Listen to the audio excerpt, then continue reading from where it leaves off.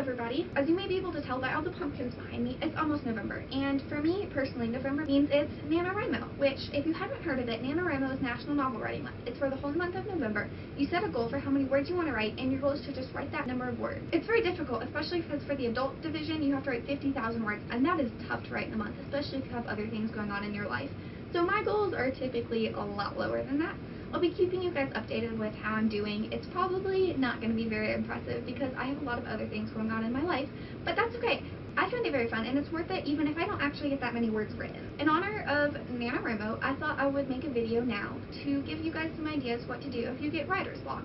And this may work for other creative things, but specifically for this instant, we're going to be talking about writer's block. One way to prevent writer's block, this is about the only way that I know of. If you have any other ideas, you should let me know because I would love to know. You can schedule a block of time at the same time every day. That way your body knows that that's when it's time to write. And the creative part of your brain starts firing, and then writer's block is not as rampant. But if you do end up getting writer's block, which happens very often, I know I get writer's block a lot, then I have some tips for you to try to beat the writer's block and get around it. My number one tip would be to just simply take a break. You can do some fun things like play with your dogs, because who wouldn't want to play with dogs? You could cook a meal, you could run some errands, I don't know. Just take a break, get your mind off it for a little bit. That way when you go back, you might be full of new ideas. Another idea, it's kind of pretty much part of taking a break, but you could take a walk, because then you can have a lot of time to just look around at the world around you and think, how could I describe that? How could I describe this? And that might help you for the scene you're trying to write, and it might help you clear your head and come up with more ideas. This next one is one I personally do, but that's because I come from a family of writers, so it works out for me. So for this idea, you just have to ask somebody for their opinion. Tell them your story. They might already know about it, and if they don't, you can just tell them a little bit. You can tell them for that scene. You can try to tell them the whole thing. If you're not very far in, you can have them read it. Just whatever it takes, and just see if they have any ideas for you. And you may not like their ideas, but it's better than no idea, so you can always write that for a little bit, and maybe while you're writing it, you'll come up with a good idea that you like. So if you look online, especially on like the Nanowrimo website, you can find a lot of short little prompts. They're not long enough for a whole book. They're just kind of for a scene, but you can use them for a short story too. So if you hit writer's block, you can take your characters out of your story and put them in an alternate universe. You can have them doing mundane, everyday things. You can have them do crazy things from one of the prompts that you can find online, whatever. Just get your characters out there and doing something different. It may not end up going in your story or having anything to do with it, but you'll get to know your characters a little bit better, and it'll be fun to write. So this one is something you might have already done before you started the story, but you can always try drawing your characters.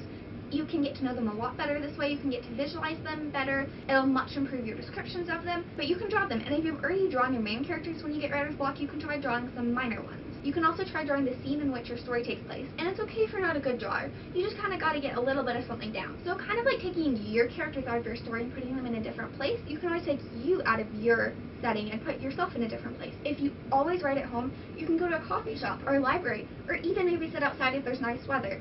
But the change of setting will help you come up with more ideas, and sometimes it can beat your writer's block. One thing that's especially helpful is to just time yourself while you're writing. You can set a timer for 10 minutes and try to write as much as humanly possible in those 10 minutes.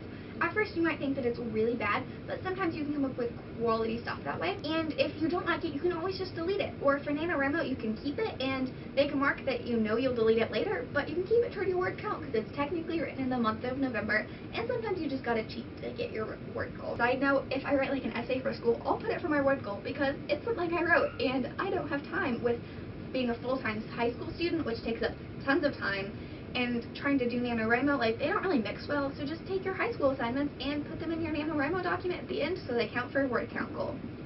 Tip. Another thing you can't forget while you're doing your writing is that creativity simply comes in waves. You might have a day where you draw, you write, everything, the creativity is flowing, and then the next day you might be like, I can't even doodle because I don't know what to doodle because I have no creativity. And you'll just kind of gotta work with it. Some days you might need to take a break, even though it's Nanowrimo and there's only a few days. There's just 1 month to write. There's not much, but sometimes you gotta take a break. In that one day, you can do everything for the next day. That way you can just write all day for the next day.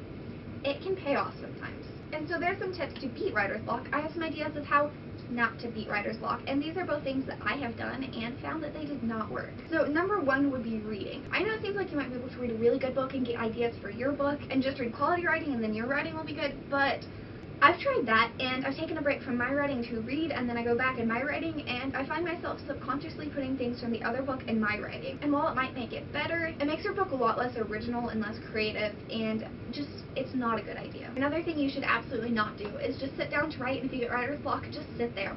Just stare at your computer, maybe bang your head on the keyboard a couple times. That is not going to help you. Just don't forget, even if you only have 20 minutes to write for the whole day and you're having writer's block, that you sometimes have to take a break. You might have to take one day off, and your work tomorrow might be amazing. You don't know. Sometimes it can be better to not force yourself and just do better the next day, especially if your forcing includes head banging on the keyboard, because that's not good for your head. I wish you good luck for your NaNoWriMo adventures this year, and I really hope you guys don't get writer's block, because that sucks. And if you do, maybe try some of these things, maybe not. Whatever works for you, it's your choice. Thank you so much for watching this video. If you liked it, feel free to give it a thumbs up and subscribe to see more videos like this one. And I will try to keep you updated about how I'm doing on my NaNoWriMo, and maybe I might read a little bit to you guys if it's good. I don't know. We'll see. I think I know what I'm writing about. I think I came up with an idea today. It's inspired partly by my life and some things that have been happening in my life. We'll see if it's good. I don't know. I hope it will be, though. Hopefully better than some ones I've done in the past years. I've done some not great NaNoWriMos, but that's okay. Like 6th grade, where I set my goal for like 700 words, and I made it 700 words, and it was handwritten, so I had to count out every single one. I was pretty proud that I made it, though.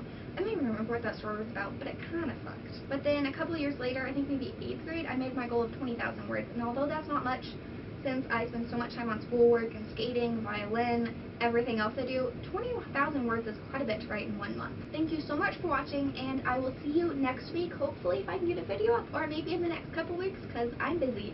But I'll see you guys. Bye! Okay, I didn't just spill tea everywhere. I have tea picking up spill. I just spilled it. That's okay. It's worth it.